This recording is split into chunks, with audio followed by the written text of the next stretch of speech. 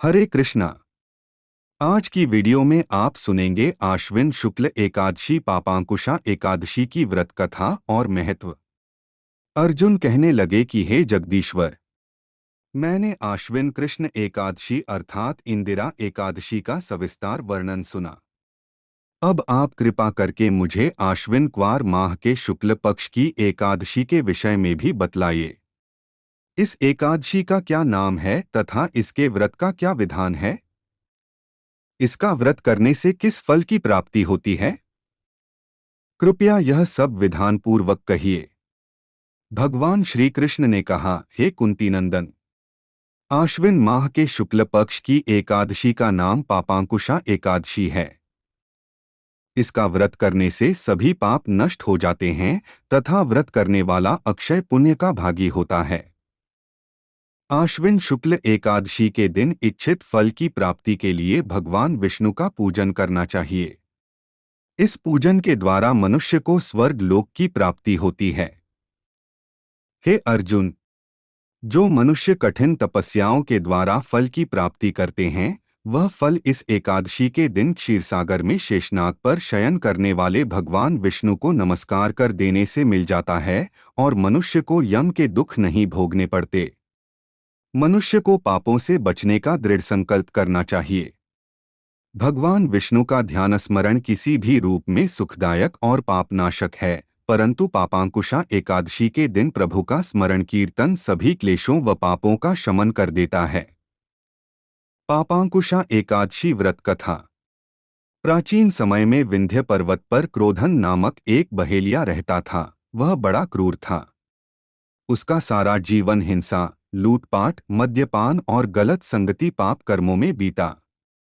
जब उसका अंतिम समय आया तब यमराज के दूत बहेलिये को लेने आए और यमदूत ने बहेलिये से कहा कि कल तुम्हारे जीवन का अंतिम दिन है, हम तुम्हें कल लेने आएंगे। यह बात सुनकर बहेलिया बहुत भयभीत हो गया और महर्षि अंगिरा के आश्रम में पहुंचा और महर्षि अंगिरा के चरणों पर गिरकर प्रार्थना करने लगा, हे ऋषिवर, मैंने जीवन भर पाप कर्म ही किए हैं। कृपा कर मुझे कोई ऐसा उपाय बताएं जिससे मेरे सारे पाप मिट जाएं और मोक्ष की प्राप्ति हो जाए।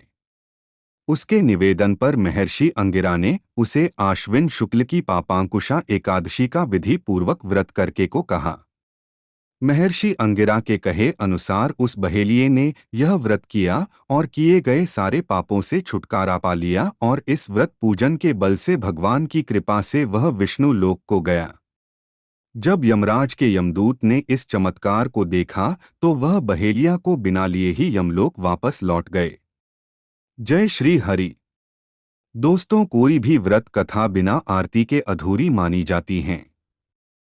आइए सुनते हैं एकादशी माता की आरती। लेकिन उससे पहले दोस्तों, अगर आपको ये वीडियो पसंद आया है तो आप इसे लाइक और शेयर अवश्य करें और अगर आप इस चैनल पर नए हैं तो इस चैनल को सब्सक्राइब करना ना भूलें।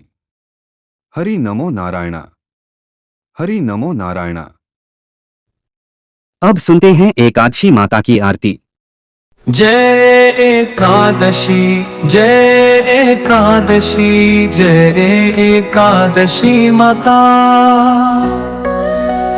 विष्णु पूजा व्रत को धारण कर शक्ति मुक्ति पाता। ओम जय एकादशी माता। जया फागुन कृष्ण पक्ष में शुक्ला आमल की पाप मोचनी कृष्ण पक्ष में चैत्र महाबली की। ओम जय एकादशी माता।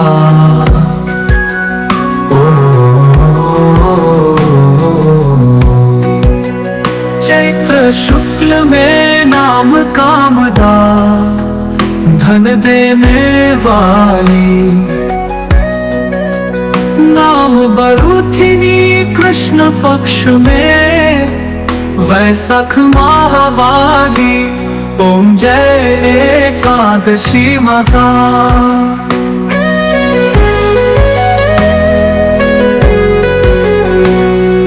शुक्ल पक्ष में होय मोहिनी, अपरा ज्येष्ठ कृष्ण पक्षी। नाम निर्जला सब सुख करनी, शुक्ल पक्ष रखी ओम जय एकादशी माता।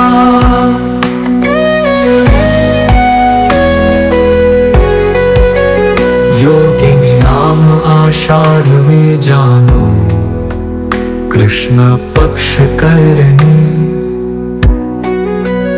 देवशयनी नाम कहायो, शुक्ल पक्ष धरनी ओम जय एकादशी माता। कामिका श्रावण मास में आवई, कृष्ण पक्ष कहिए। श्रावण शुक्ला होय पवित्रा, आनंद से रहिए ओम जय एकादशी माता। अजा भाद्रपद कृष्ण पक्ष की, परिवर्तिनी शुक्ला। इंद्रा आश्चिन कृष्ण पक्ष में, व्रत से भव सागर निकला ओम जय एकादशी माता। आपा कुशा है शुक्ल पक्ष में, आप हरनहारी। रमा मास कार्तिक में आवई, सुखदायक भारी ओम जय एकादशी माता। देवोत्थानी शुक्ल पक्ष की, दुख नाशक मैया। पावन मास में करूं विनती, पार करो नैया ओम जय एकादशी माता। परमा कृष्ण पक्ष में होती जन मंगल करनी, शुक्ल मास में होए पद्मिनी दुख दारिद्र हरनी ओम जय एकादशी माता। जो कोई आरती एकादशी की, भक्ति सहित जय एकादशी, जय एकादशी, जय एकादशी माता। विष्णु पूजा व्रत को धारण कर, शक्ति मुक्ति पाता ओम जय एकादशी माता।